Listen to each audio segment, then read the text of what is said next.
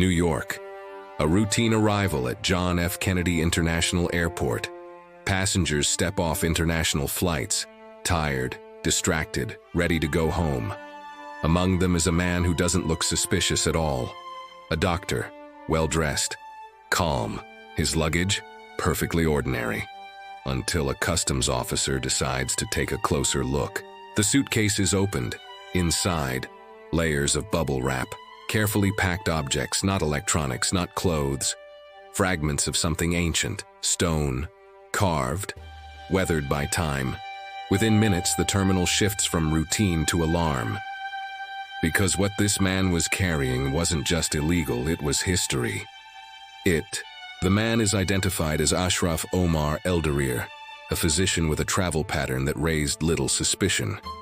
But inside his luggage, investigators uncover something extraordinary. Nearly 590 artifacts, among them, an ancient Egyptian stone face, fragments linked to Osiris, one of the most sacred figures in Egyptian mythology. Each item carefully wrapped, protected, organized. This wasn't random, it was systematic. Authorities begin to piece together the operation. Eldarir had been using his frequent international travel as cover. Not to transport medicine, not to attend conferences, but to move pieces of ancient civilization across borders.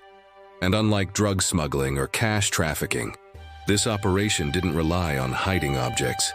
It relied on something far more sophisticated. Paperwork, forged provenance documents, old-looking photographs, fabricated ownership histories, documents designed to tell a convincing story. That these artifacts weren't stolen.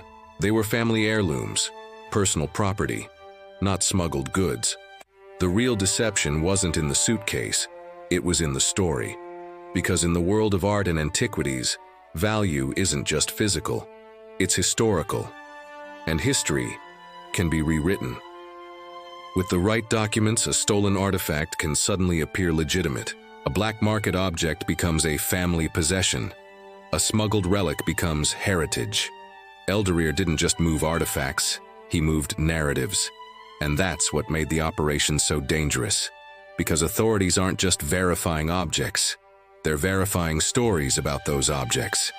And humans are wired to trust a well-told story, especially when it's supported by old paper, faded photographs, confident explanations.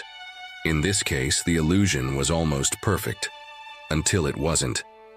This case exposes something deeper than smuggling. It reveals how fragile truth can be when it's built on documentation. We tend to believe that records equal reality, that if something is written, stamped, and archived, it must be true. But systems of verification rely on trust, and trust can be engineered. In the world of high-value art, ownership is often just a story backed by paper, which raises a troubling question. How much of what we accept as history has simply been presented convincingly enough? Because when narratives can be manufactured, reality itself becomes negotiable. The artifacts were seized, the story unraveled, but the implications remain.